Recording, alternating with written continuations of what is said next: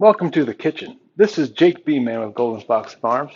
Here today to talk about going from this to this. That's talking about extracting, and the first step being uncapping. There are a number of tools and products you can use for uncapping. I have found sometimes the cheapest tools to be the fastest and most effective. And I'll showcase today how I uncap frames. Now, this is a late season harvest.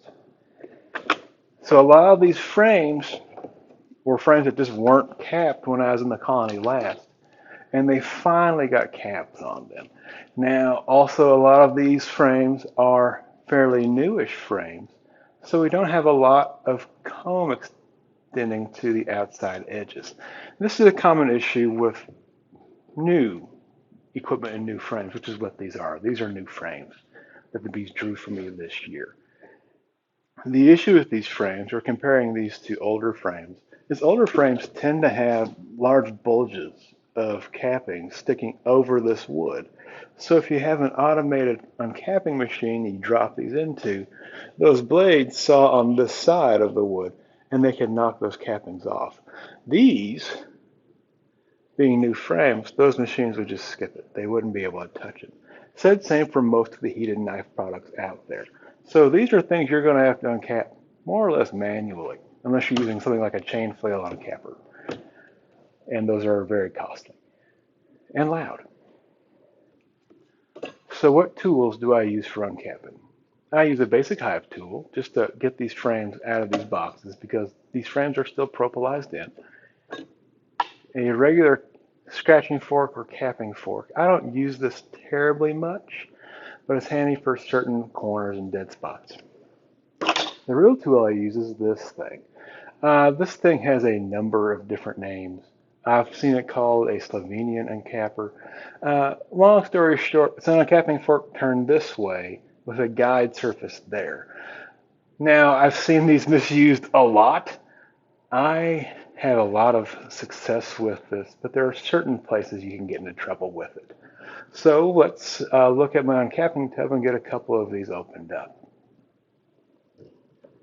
I should also note, I don't usually do my uncapping in the kitchen, but where I do my honey extractions, the lighting isn't so good. It's a bit of a dungeon.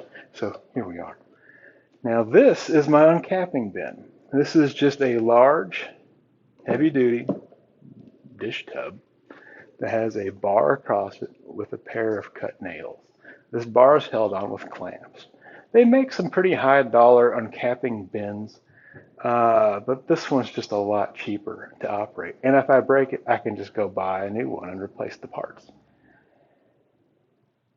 That also means it doesn't automatically drain itself. What I do with the cappings is I will spoon them with a large ladle into a press where I can then use a screw press to shove that last bit of honey out of those caps.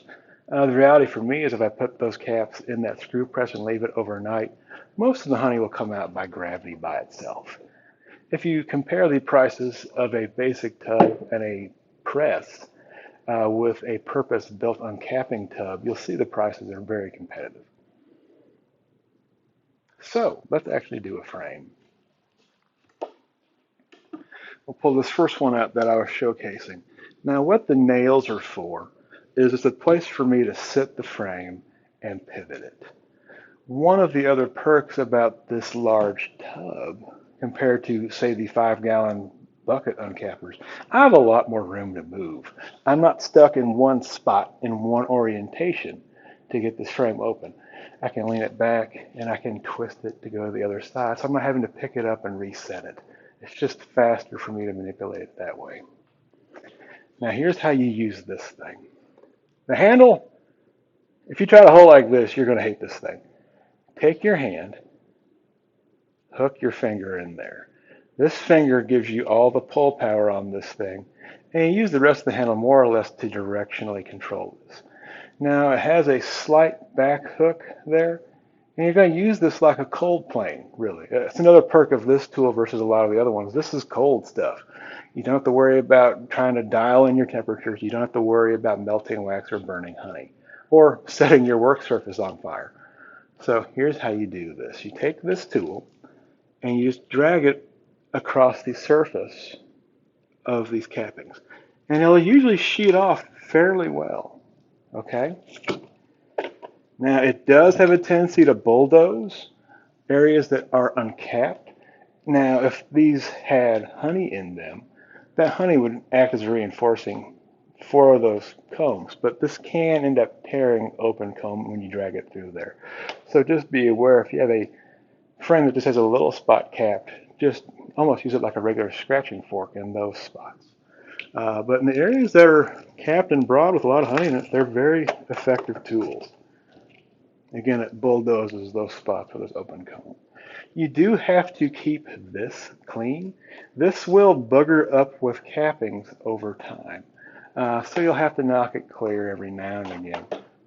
Reality for me is I can go through these very quickly. See how this side does.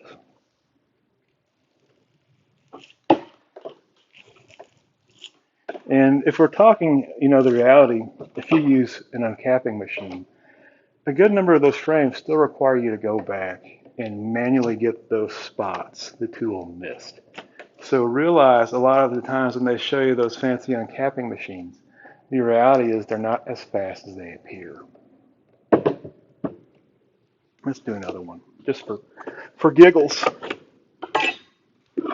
This is another frame where the wax is shorter than these wood shoulders. So your heated blade tools and your automated or automatic uncappers aren't going to touch it unless you're using chain flails. So let's see what my tool does with this.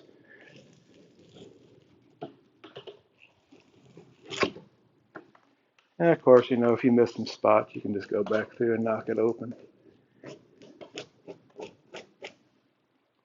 I think this thing is mighty fast for what it can do. For being one of the cheapest tools out there for this, it's pretty good.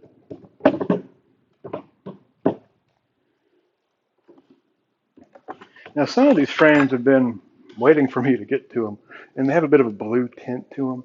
That is something called bloom, where the lighter, more aliphatic waxes come to the surface. It's not mold, it's perfectly safe. You'll notice I'm stopping short of the uncapped areas so I don't bulldoze them. And I'll go back through. It makes for some pretty dry cappings as well, which is an upside. If you don't have a capping spinner, the less honey you're leaving in the cappings, the easier your life's going to be.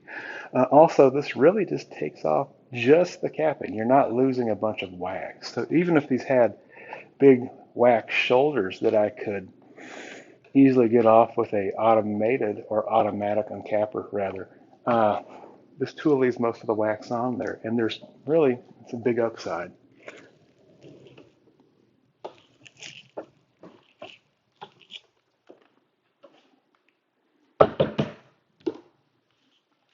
One thing I didn't say is protect your work surfaces. I put a contractor trash bag on this table. Now here's one that's a perfect example of what I was talking about. If I took this tool and just went across, it would lay all this down.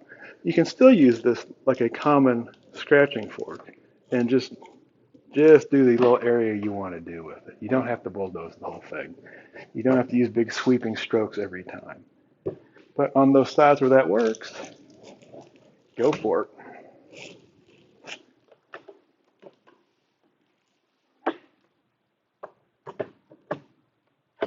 Do just one more.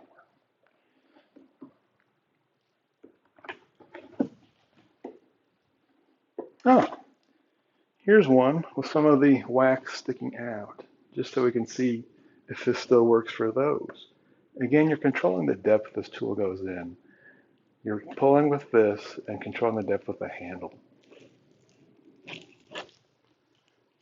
And of course, if I was taking my time, it'd be a little more precise and a little less destructive.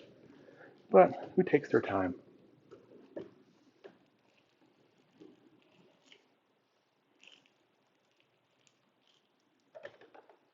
Trying to be a little short of that side. Pretty good. This is what my extraction line more normally looks like. I have a stack of supers to be extracted on the left side of a work table surface. The super I'm working on in the middle, and to the right of that is my uncapping tub. As I uncap, I'll actively put the stuff into my extractor. I run a 18 frame man leg.